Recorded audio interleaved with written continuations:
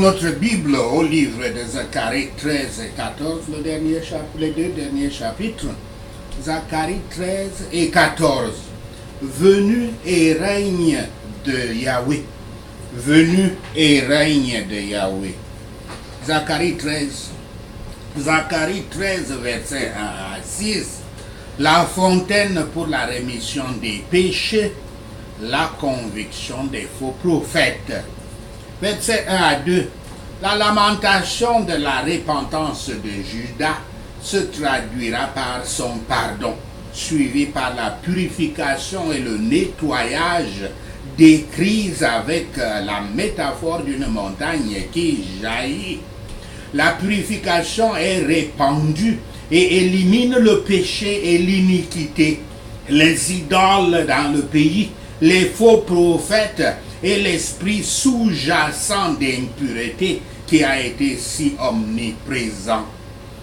Dans le temps mentionné, à la fin du chapitre précédent, une fontaine serait ouverte aux dirigeants et au peuple juif dans laquelle laver leurs péchés et même le sang expiatoire de Christ uni à sa grâce sanctifiante. Jusqu'à présent, elle a été fermée à la nation incrédule d'Israël. Mais quand l'Esprit de grâce humiliera et adoucira les cœurs, il va la leur ouvrir aussi. Cette fontaine ouverte est le côté percé du Christ. Nous sommes tous comme une chose impure. Voici une fontaine ouverte pour nous laver. Et les ruisseaux qui coulent vers nous de cette fontaine. Le sang de Yahshua et la miséricorde de pardon de Yahweh dans ce sang révélé dans la nouvelle alliance sont une fontaine qui coule toujours, qui ne peut jamais être vidée. Elle est ouverte à tous les croyants qui, en tant que semence spirituelle du Christ, sont de la maison de David et en tant que membres vivants de l'Église, sont des habitants de Jérusalem. Le Messie, par la puissance de sa grâce, enlève la domination du pays, du péché et même des péchés bien-aimés. Ceux qui sont lavés dans la fontaine s'ouvrent comme ils sont justifiés, afin qu'ils soient sanctifiés. Les âmes sont enlevées du monde et de la chair, ces deux grandes idoles de l'Égypte, afin qu'elles ne s'attachent qu'à Yahweh. La réforme profonde qui aura lieu sur la conversion d'Israël au Christ est ici prédite. Le Messie, les faux prophètes seront convaincus de leurs péchés et de leur folie et retourneront à leurs propres emplois, aux emplois habituels. Quand nous sommes convaincus que nous sommes sortis du chemin du devoir, nous devons montrer la vérité de notre repentance en y retournant à nouveau. Il est bon de reconnaître comme amis ceux qui, par une discipline sévère, contribuent à nous montrer contribuent à nous amener à voir l'erreur, nos erreurs. Car fidèles sont les blessures d'un ami, dit le Proverbe 27, verset 6. Et il est toujours bon pour nous de nous souvenir des blessures de notre Sauveur.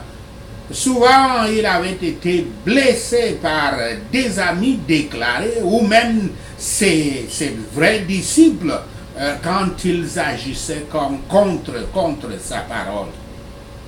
Zacharie 13, verset 7 à 9.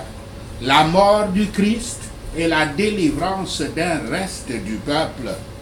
Après avoir abordé les problèmes dans le sacerdoce et parmi les soi-disant prophètes, Zacharie se tourne vers la monarchie.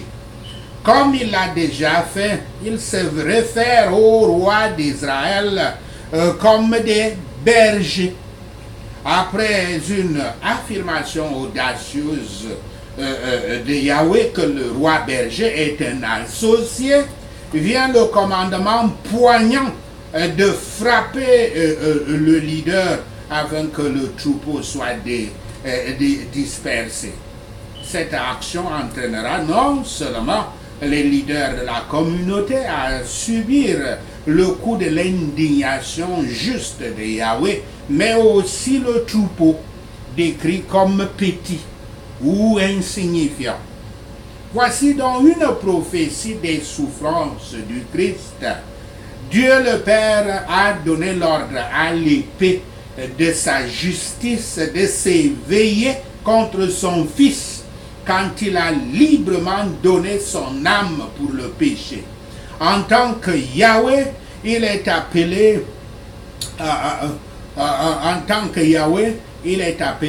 mon compagnon, entre guillemets. Yahshua et le Père sont ensemble. Ils sont un. Il est le berger qui devait donner sa vie pour les brebis. S'il y a sacrifice, il doit être tué, car sans l'effusion de sang, il n'y a pas de rémission. Cette épée doit s'éveiller contre lui. Pourtant, il n'a pas de péché en lui dont on puisse l'accuser et qu'il doive répondre. Ceci peut se référer à l'ensemble des souffrances du Christ, en particulier à ses angoisses dans le jardin et sur la croix, lorsqu'il endura une angoisse indescriptible jusqu'à ce que la justice divine fût pleinement satisfaite. Frappe le berger et les brebis seront dispersées. Citation, c'est une citation de l'Écriture. Ce passage que notre Seigneur Yahshua déclare a été accompli quand tous les disciples, dans la nuit où il avait été trahi, l'avaient abandonné et avaient fui. Il avait et doit avoir son accomplissement dans la destruction de la partie corrompue et hypocrite de l'Église prophétée. En raison du péché des Juifs par leur rejet et crucifixion, du Christ, du Messie, et leur opposition à son évangile, les Romains détruiraient la plus grande partie d'entre eux. Mais un reste serait sauvé. Et si nous sommes son peuple parmi ce reste, nous serons raffinés comme de l'or. Il sera Dieu, et la fin de toutes nos épreuves et souffrances sera la louange, l'honneur et la gloire à l'apparition de notre Seigneur Yahshua le Messie. Zacharie 14, versets 1 à 7. Les souffrances de Jérusalem. Versets 4 à 5. Quand tout semble perdu, Yahweh conduit son peuple et divise le mont des Oliviers par l'acte même de marcher dessus. Pas très différent de la façon dont Moïse divisa la mer Rouge pour délivrer les Israélites. La division de la montagne crée une nouvelle vallée à travers laquelle le peuple va fuir. Cependant, ce n'est pas un simple tremblement de terre, mais une secousse de l'univers entier lorsque Yahweh vient en jugement. Le Seigneur Yahweh se tenait souvent sur le mont le Seigneur Yahshua se tenait souvent sur le mont des Oliviers quand il était sur terre. Le Seigneur Yahweh, quand il était sur terre, il était monté de là au ciel. Et puis les désolations et les détresses étaient descendues sur la nation juive. telle est la vue prise de cette manière figurée, mais beaucoup la considèrent comme un avis d'événements encore non accomplis et qu'elle se rapporte aux ennuis dont nous ne pouvons pas maintenant former une idée, une pleine idée. Chaque croyant étant lié à Yahweh comme son Dieu peut triompher dans l'attente de la venue du Christ au pouvoir et en parler avec plaisir. Pendant une longue saison, l'état de l'Église serait déformé par le péché. Il y aurait un mélange de vérité et d'erreur, de bonheur et de misère. Telle est l'expérience du peuple de Yahweh, un état de grâce et de corruption mêlés. Mais quand la saison est au pire et la moins prometteuse, Yahweh transformera les ténèbres en lumière. La délivrance vient quand le peuple de Yahweh a fini de la chercher. Zacharie 14, versets 8 à 15. Des perspectives encourageantes et la destruction de ses ennemis. Verset 8. L'un des résultats de la venue de Yahweh sera les eaux vivifiantes qui jaillissent de Jérusalem. La signification du mot hébreu traduit eau indique que ce ne sont pas des eaux qui donnent la vie, mais des eaux qui bougent et qui coulent rapidement, ainsi que des eaux qui scintillent. Verset 9. Le schéma juif, schéma, mot hébreu, le schéma juif que nous voyons dans Deutéronome 6, versets 4 et 5, est le cœur même de la foi de l'Alliance d'Israël, une confession de la consistance de Dieu en lui-même, ainsi que son caractère unique et de son exclusivité. Zacharie fait une référence sans équivoque au schéma ici. La déclaration originale du monothéisme, cependant, éclate d'un point de vue exclusivement juif et parle de l'unité de Dieu à l'échelle universelle.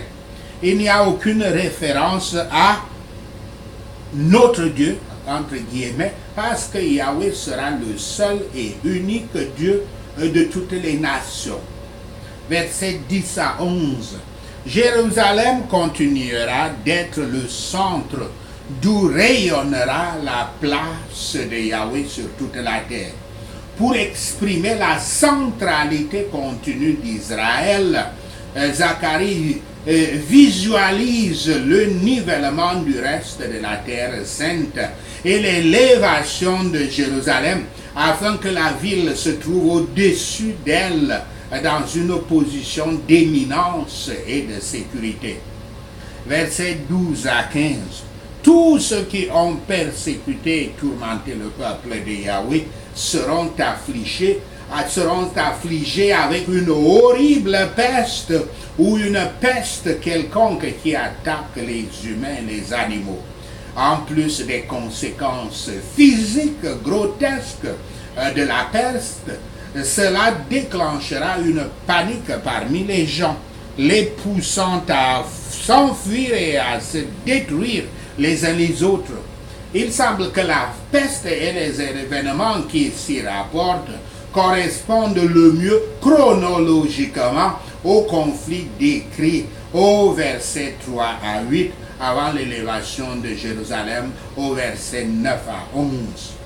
On doit aussi considérer que le progrès de l'évangile à partir de Jérusalem est sous-entendu par les eaux vives qui coulent de cette ville. Ni l'Église, ni l'Évangile et les moyens de la grâce, ni les grâces du Saint-Esprit apportées dans le cœur des croyants par ces moyens ne manqueront jamais.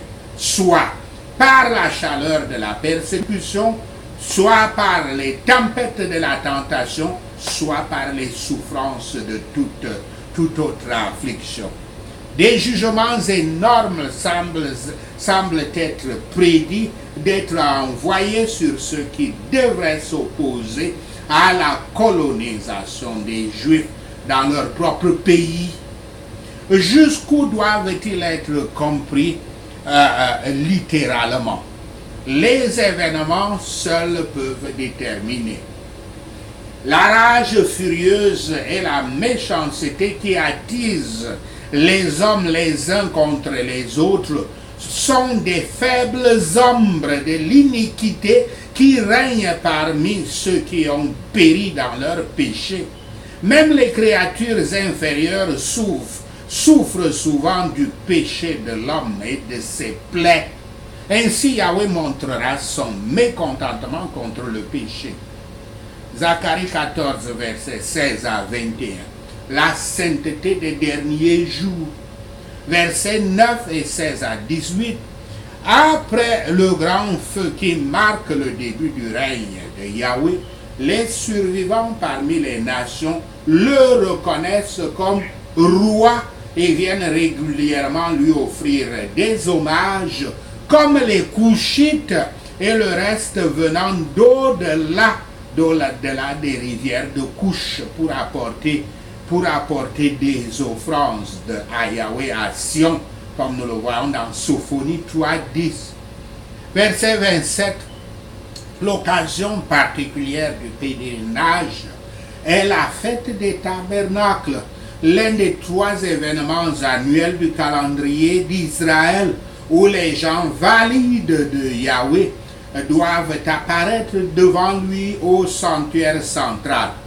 Immédiatement après la célébration, les Lévites conduiront l'assemblée dans une grande cérémonie de renouvellement de l'alliance que nous voyons dans Néhémie 9, verset 1 à 38, qui culminera dans un engagement solennel du peuple à réaffirmer son alliance avec Yahweh, comme nous le voyons dans Néhémie 9, verset 38 et 10, verset 29.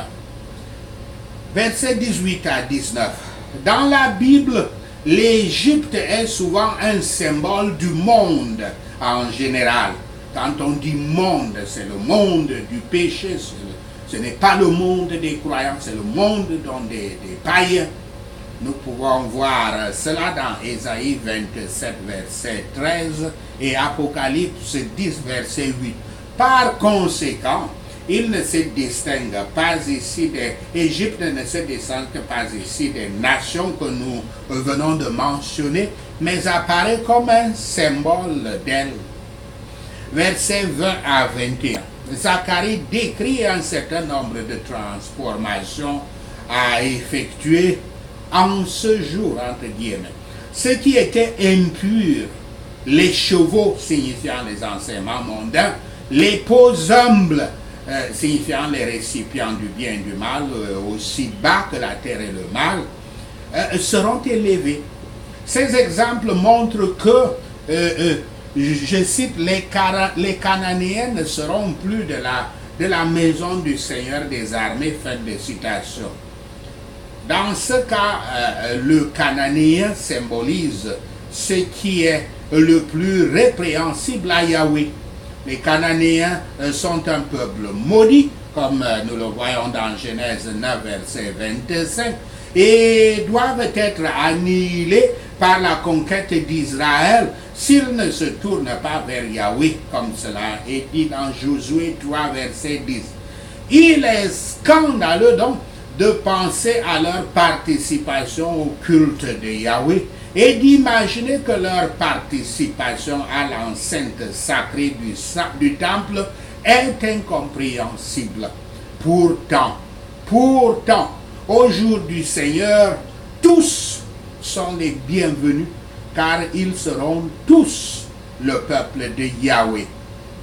Comme il est impossible que toutes les nations viennent littéralement à Jérusalem une fois par an pour célébrer une fête, il est évident qu'il faut appliquer ceci au sens figuré.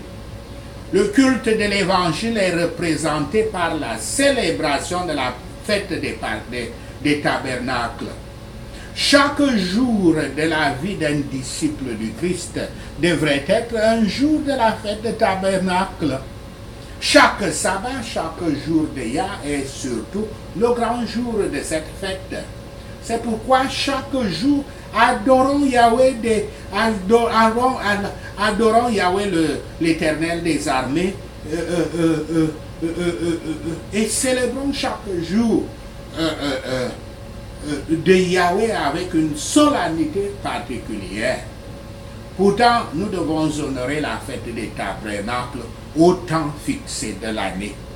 C'est juste de la part de Yahweh de retenir les bénédictions de la grâce de ceux qui n'assistent pas aux moyens de la grâce.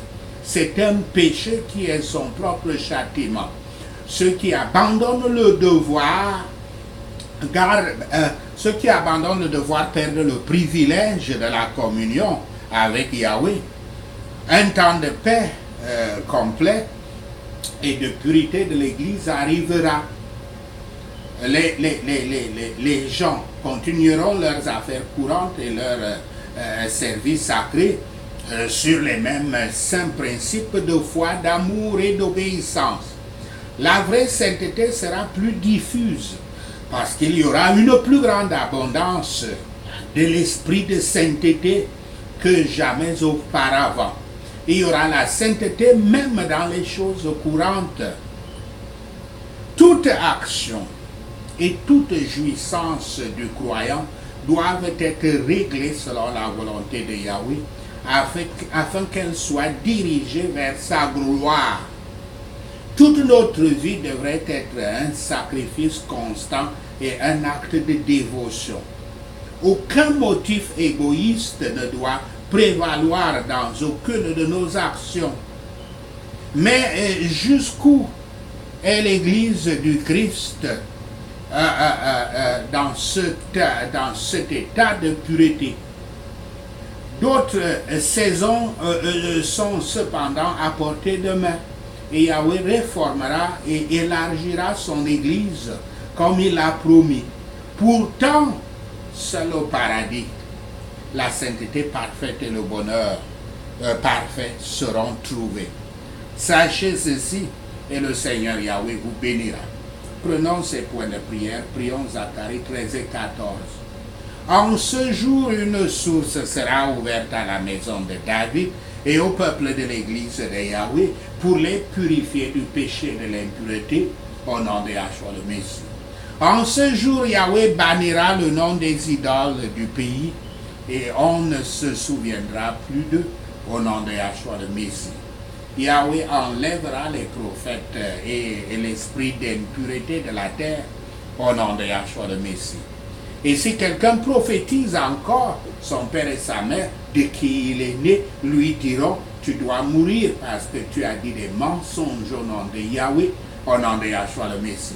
Alors ses propres parents poignarderont le faux prophète qui prophétise au nom de Yahshua le Messie. Ce jour-là, chaque prophète aura honte de sa vision prophétique au nom de Yahshua le Messie. Ils ne vêtiront plus le vêtement du prophète pour tromper au nom de Yahshua le Messie. Réveille-toi et paix contre le berger de Yahweh, contre l'homme qui est proche de lui, au nom de Yahshua le Messie. Frappe le berger et les brebis seront dispersées et Yahweh tournera sa main contre les petits, au nom de Yahshua le Messie. Dans tout le pays, les 2/3 seront détruits et périront, pourtant 1/3 sera laissé dedans, au nom de Yahshua le Messie. Ce tiers, Yahweh mettra dans le feu. Il l'affinera comme de l'argent et le testera comme de l'or, au nom de Yahshua le Messie. Le reste invoquera le nom de Yahweh et lui répondra au nom de Yahshua le Messie. Yahweh dira, tu es mon peuple, et nous dirons, Yahweh est notre Dieu, au nom de Yahshua le Messie. Un jour, Yahweh vient, Église du Christ, quand vos possessions seront pillées et divisées dans vos murs même, au nom de Yahshua le Messie. Yahweh sortira et se battra contre les nations qui ont saccagé son église et violé des femmes et amené la moitié d'entre elles en exil, comme il se bat au jour de la bataille, au nom de Yahshua le Messie.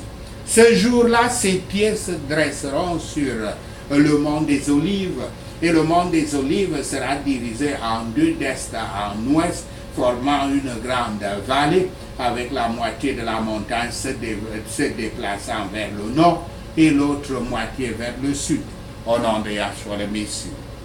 Nous fuirons dans la vallée de la montagne de Yahweh, car elle s'étendra jusqu'à Hazel, au nom de Yahshua le Messie.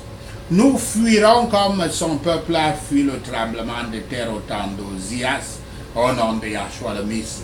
Alors Yahweh mon Dieu viendra et tous les saints avec lui, au nom de Yahshua le Messie. Ce jour-là, il n'y aura ni